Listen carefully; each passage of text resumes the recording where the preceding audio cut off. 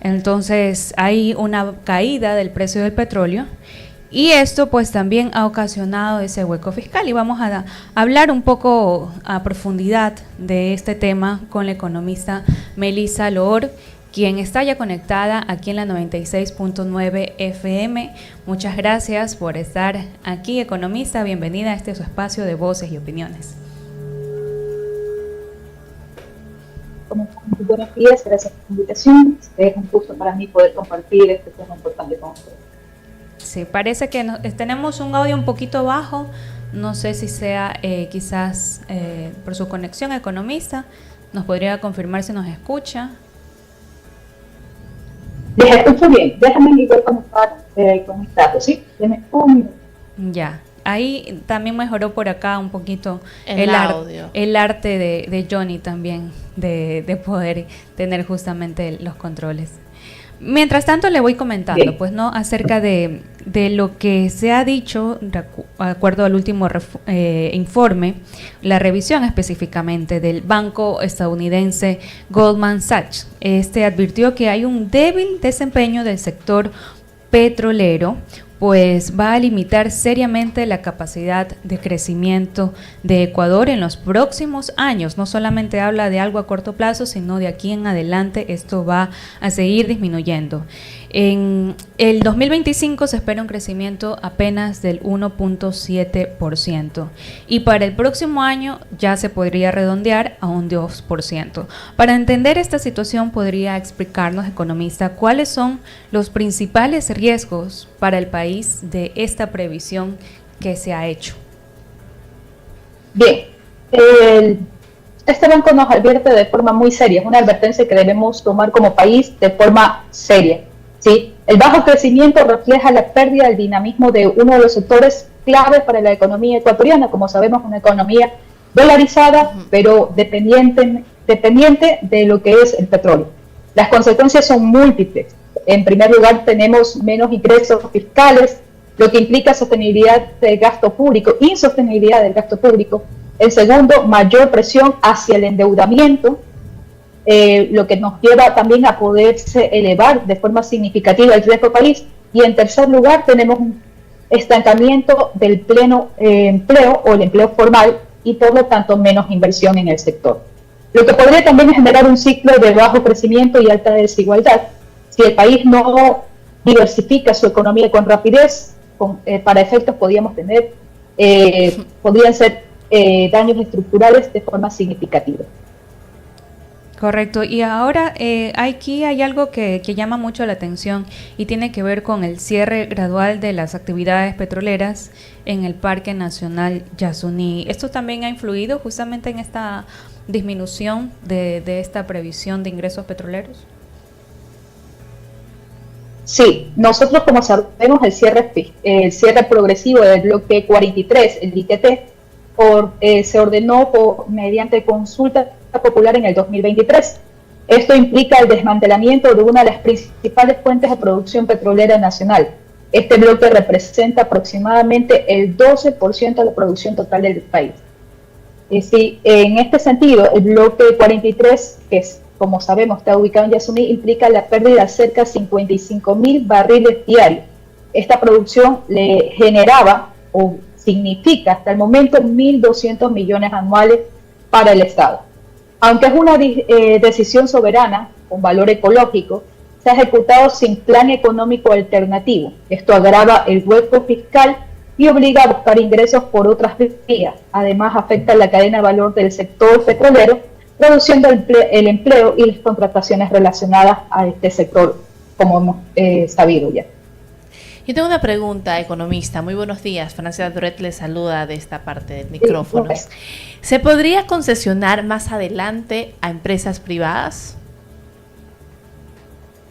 ¿Podría ser esto una solución? Es una solución viable. Yo hace poco hablaba sobre este tema, pero tenemos que regular la Constitución del 2008, si no me recuerdo, donde tenemos algunas limitantes en el tema de los lazos legales, constitucionalmente hablando. y ver una negociación estratégica para beneficiar tanto a la empresa privada, pero también al Estado. Recordemos que nosotros, vuelvo a insistir, algo que la ciudadanía ecuatoriana lo sabe. El país, el mayor rubro que sustenta el presupuesto general del Estado vienen de ingresos petroleros. Entonces, nuestras negociaciones para concesionar campos de extracción de petróleo deben ser claros, donde haya un beneficio para el Estado, por lo tanto para cada ecuatoriano, y también para quienes vienen a invertir, sin olvidar o dejar de lado un aspecto o una cláusula del daño medioambiental que se pueda causar. Claro, es decir, que si llegase a pasar esto, existan las remediaciones respectivas. Es un tema también importante a debatir. Pero siguiendo el orden de ideas de su respuesta anterior, a la caída de los precios se suma una baja producción y el fracaso en la concesión del Campo Sacha. Ya hay que pensar en otras formas de generar ingresos para el país, además de la petrolera. Sin duda alguna. Nosotros estamos inmersos en el petróleo desde 1972, donde descubrimos el primer campo petrolero, donde nos descubren como, o se puede decir, donde Ecuador debuta como país exportador de petróleo. Han pasado, evaluemos, más de 50 años y seguimos dependiendo del petróleo. El modelo extractivista está apagado, ¿sí? O agotado, como podríamos decir. Si nosotros consultamos hoy a expertos en el campo petrolero, de decir cuántos barriles de petróleo le quedan a Ecuador, nos podríamos estar preocupando de forma seria. Hace 20 años atrás, ¿sí? Yo escuchaba al economista Gustavo Rodríguez, catedrático de la ESPOL, la Universidad Católica y la Universidad de Guayaquil, en ese entonces, decía, nosotros tenemos petróleo aproximadamente para 25 años. Han pasado 20 años y el Ecuador sigue explotando solo, principalmente el campo petrolero.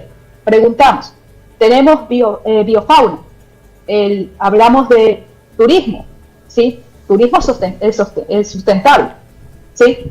Pero va más allá, porque necesitamos también tocar temas importantes. Queremos dinamizar la economía. Hace 10 años atrás, 15 años atrás, se hablaba de mejorar la matriz productiva y mejorar diferentes sectores para dejar de depender solo del sector primario, tratar del sector secundario, terciario de la economía, como son los servicios, como dejar de ser solo exportadores de materia prima y generar un producto terminado, que es lo que nos ha ocurrido en los últimos 50 años. Nosotros exportamos petróleo, que es algo ilógico. Hay que diversificar nuestra actividad productiva definitivamente. Ahora, economista, obviamente menos petróleo nos han significado más impuestos. Ya lo estamos viendo con justamente los anuncios que se han hecho esta semana. Y hay una data que menciona que desde 2014 se han aprobado 19 reformas tributarias, incluyendo también el alza del IVA de 12 al 15% para cubrir el hueco dejado también por el cierre del ITT. Pero ¿hay alguna otra fórmula para mejorar la economía que no sea exclusivamente la carga tributaria o necesariamente hay que recurrir a esto? Sí, les pido mil disculpas por la interferencia que hay. Por supuesto, el país, o mejor dicho, el pueblo ecuatoriano no puede seguir cubriendo el déficit fiscal a través de las denominadas subidas de impuestos, como fue el IVA, ¿sí? Una de las principales cosas que debe hacer el Estado es mejorar el sistema tributario. Y cuando hablo del sistema tributario, no quiere decir que se modifique, nos aumenten, nos regulen o nos impongan más impuestos, sino es que hagamos una revisión. Sí, la escuchamos. ¿Escucha? Sí. Sí, sin problema. La escuchamos fuerte, claro. Ya, perfecto. Que hagamos una revisión de cómo disminuir o combatir la evasión fiscal. Uno de los aspectos que nos está afectando es la evasión fiscal y el país lo sabe, el gobierno lo sabe. Debemos combatir de forma severa a la evasión fiscal. ¿Cuánto nos está representando? Solo en un impuesto, hablamos del IVA, que justamente es el que usted mencionó, que subimos, ya vamos para 1 año y algo, ¿sí? Ya cumplimos 1 año con el IVA de 15%, nos representa esa evasión fiscal del 30%, ¿sí? 30% de evasiones fiscales en el IVA. Y hemos dicho, se está regulando a las personas, a los negocios, a las pymes, ¿y qué pasa con las empresas grandes? Necesitamos dejar de ver hacia otro lado cuando hay un campo en el cual ya existe un impuesto que se le debe al Estado. Cuando un contribuyente no cancela, se llama evasión, ¿sí? Y debemos controlarlo. Eso le representaría al país mayor ingreso y cubriría, vuelvo a decir, no es volvernos a subir más impuestos, porque lamentablemente el IVA, si nosotros lo vemos y lo analizamos de forma detenida, el IVA lo está pagando el pueblo. Porque si hablamos de contribuyente a contribuyente, el pequeño empresario compra, ¿sí? Si hablamos de una empresa de servicio, compra, o de producto para intermediario, compra su producto, le dan su factura, cuando él declara, cruza con las ventas. Pero y nosotros, el pueblo, el que no hace una actividad económica, es el que realmente está pagando el impuesto. Y lo paga siempre. Por eso también se debe corregir y generar una cultura tributaria seria, en que dejemos de decir consumidor final, porque el consumidor final se puede anular.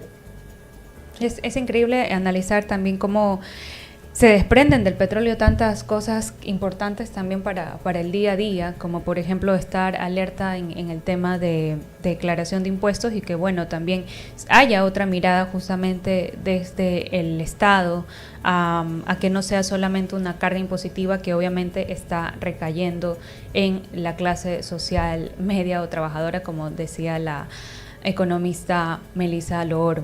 Ahora, con el tema del petróleo, para ir cerrando un poco el tema inicial que también nos convocaba, tiene que ver también con el precio, para entender también qué nos espera más adelante, porque en esta semana el precio del barril WTI mejoró en 3%, ¿no? Hasta $62.60, aunque aún así el valor está muy por debajo de los $75 por barril registrados a inicios del año, y que pues con el que se había hecho un cálculo para el presupuesto general del Estado, y por eso en teoría iba a estar las cuentas bien. Pero si esto sigue así, entre subidas y bajadas, y probablemente más bajadas que subidas, ¿qué se puede esperar al finalizar el año? Miren, vamos a tener que hacer el Estado. El señor presidente tiene que hacer algunos ajustes, bastantes ajustes. Es decir, que es muy probable, perdón que le interrumpa, es decir que es muy probable que lo que vivimos en esta semana apenas sea el inicio de una serie de ajustes fiscales. Realmente estamos de cara a los próximos 6 meses de ajustes fiscales, pero vuelvo a decir, los ajustes fiscales no pueden solo afectar al pueblo, tienen que afectar a la parte burocrática del país. Debe hacerse recortes presupuestales dirigidos, ¿sí? Lamentablemente, y lo digo así en la transmisión, hace más de 1 año nos dieron la oportunidad de disminuir representantes en la asamblea y el pueblo dijo que no. Al contrario, aumentamos. La pregunta es, todos esos asambleístas, gracias a Dios estoy escuchando en los últimos momentos, que se les está obligando a devengar su sueldo. Es un sueldo sumamente alto. Si nosotros nos ponemos a analizar cuánto el país necesita solo para pagar a la burocracia, ahí está parte de nuestro déficit fiscal. Y es una burocracia que en mucho tiempo no ha servido al pueblo, que es justamente quien paga. El burócrata, como se lo llama, debe recordar quien paga su sueldo, justamente el pueblo ecuatoriano, y se debe al pueblo para servirle. Es por eso un llamado de atención a la Asamblea, a que ejecute las leyes de forma rigurosa, que sirvan al país. Hace unos minutos les decía, necesitamos diversificar, pero no va a haber forma de diversificar, por ejemplo, en turismo. ¿Quién va a querer venir a nuestro país o va a querer seguir viniendo a nuestro país con esta inseguridad? ¿Quién va a querer venir a poner sus empresas en este país si saben que están arriesgando su inversión porque les puede llegar la denominada vacuna?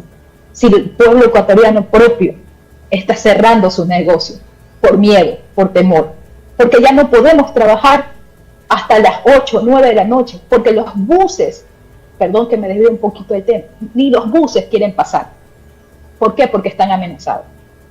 Señores, necesitamos que el burócrata, el servidor ecuatoriano realmente haga para lo que se les está pagando. Y el pueblo demanda que trabajen para el pueblo.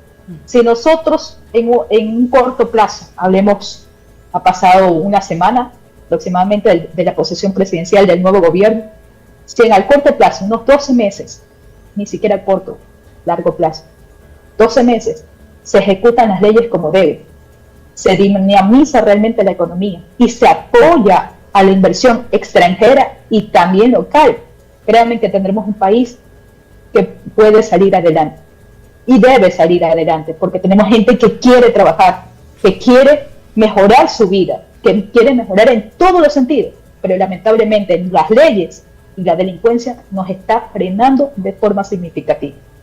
Así es, le agradecemos mucho, economista Melissa Loor, por su intervención y por su explicación. La verdad es que a mí me queda bastante claro, yo desconozco muchos temas de economía y me queda bastante claro que la solución no va a ser únicamente regular el precio del petróleo, sino también diversificar nuestra capacidad productiva, y además de esto se necesita optimizar y ahorrar recursos, y en eso sí tenemos que tener mucho cuidado en cuanto al gasto público que está teniendo nuestro país. Claro, que la mirada no solamente sea a la carga impositiva para los ciudadanos, sino también de analizar en dónde también hay esa fuga, por decirlo así, de dinero, ¿no? Así que le queremos agradecer nuevamente, economista, por acompañarnos en Voces y Opiniones. Este será su espacio, su casa, así que están las puertas abiertas para cuando podamos analizar otros temas.